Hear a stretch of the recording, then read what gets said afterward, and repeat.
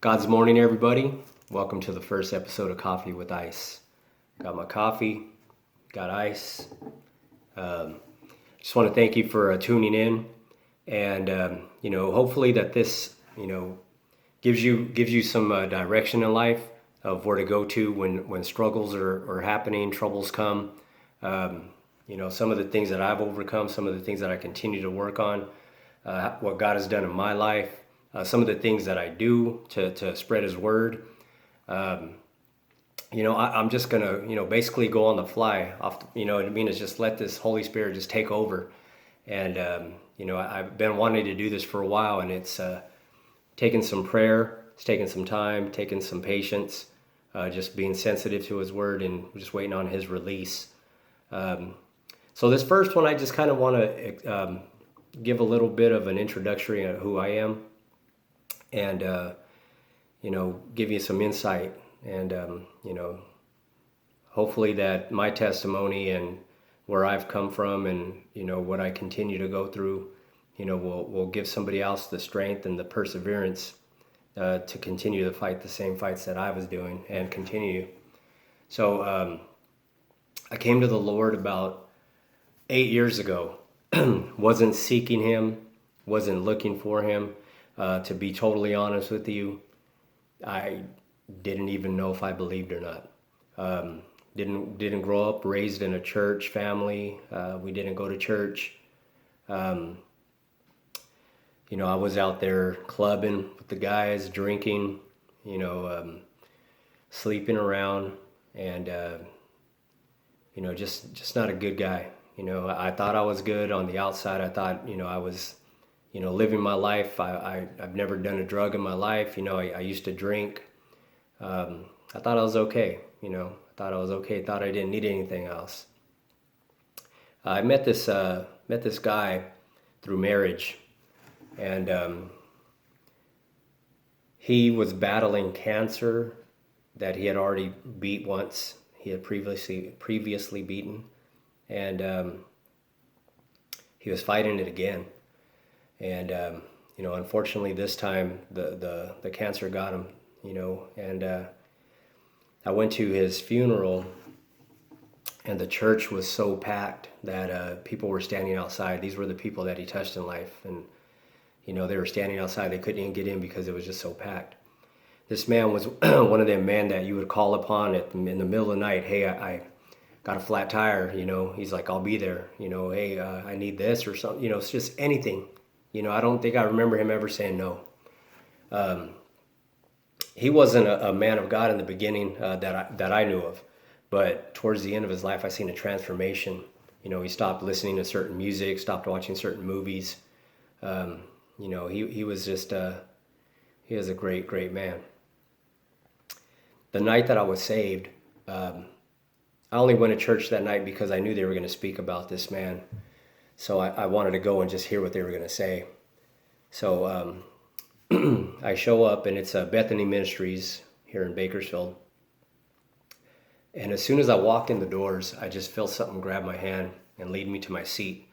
And I don't know if it was an angel, if it was Him, Holy Spirit. I just felt this presence, just something just grabbed me, took me to my seat.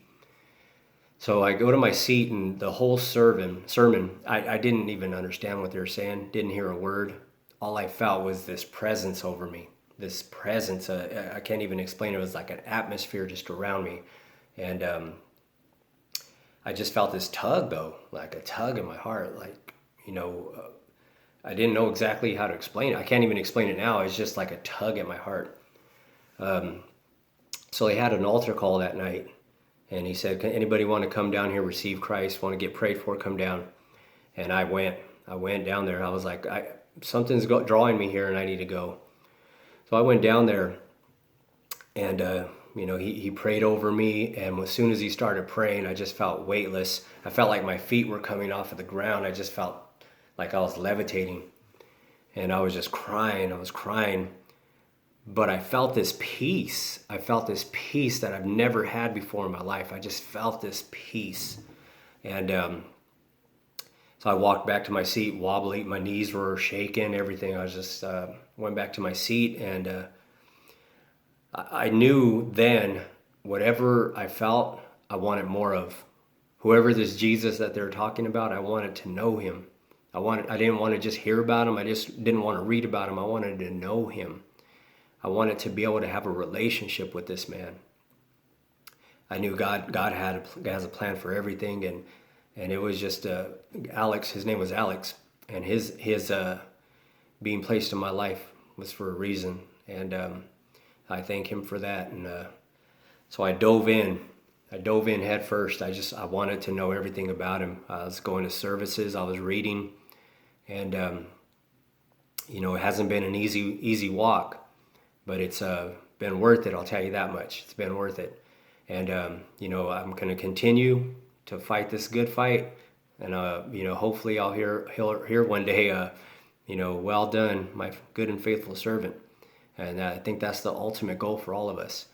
So I just kind of wanted to get on here and just give you a little bit of glimpse of how I came to Christ. And from this point on, from this moment forward, the videos are going to share a word. I'm going to share some moments that I've encountered the Holy Spirit, some prayers that were answered, some things that happened in my life that only God would be able to do. So I'm going to share some of those in the weeks to come. I just wanted to thank you. This is the first of many, and I just pray God that it touches you. I'm going to go ahead and leave you with a verse, and this verse here is kind of changed the whole mindset of me, that as far as ministering and going out doing outreaches and stuff like that, which I'll speak about more later.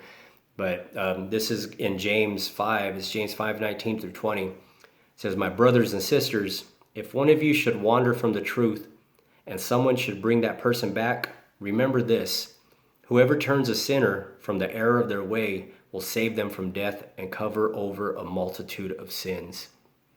So that's what I'm doing. I'm just living my life as a rescuer now. Whatever I can do to bring somebody back, just like Alex did to me, he rescued me. In his death, he saved my life. Just like Jesus, in his death, he covered my sins and saved me from eternal damnation. So I hope to do that. That's my goal with these videos. So I just want to say God bless you. I'll see you next week with the word. I hope you come ready, ears ready, eyes ready, heart ready, and let's get this. It's going to be fun. God bless you guys.